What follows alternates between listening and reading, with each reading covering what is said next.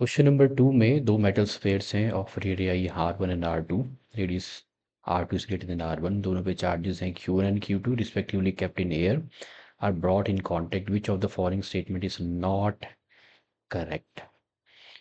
तो आपके पास दो स्फेयर्स हैं, one is of the bigger radii, radius R1 and R2।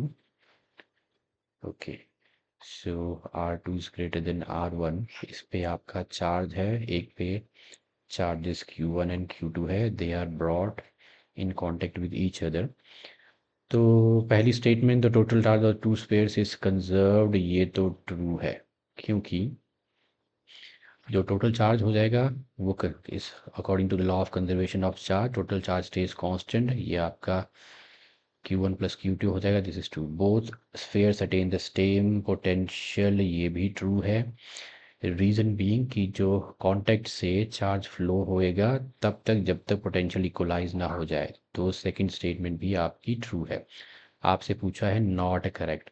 Final potential of the system, इसे आपको कैलकुलेट करना पड़ेगा। Final potential of the system is equal to V is equal to Q by C, total charge by the total capacitance. Total charge हो जाएगा Q1 bye Q2, total capacitance हो जाएगी, spherical capacitance की capacitance रहती है 4 pi epsilon not into R, तो R1 आ गई पहले की, 4 pi epsilon not into R2 आ गई दूसरे की।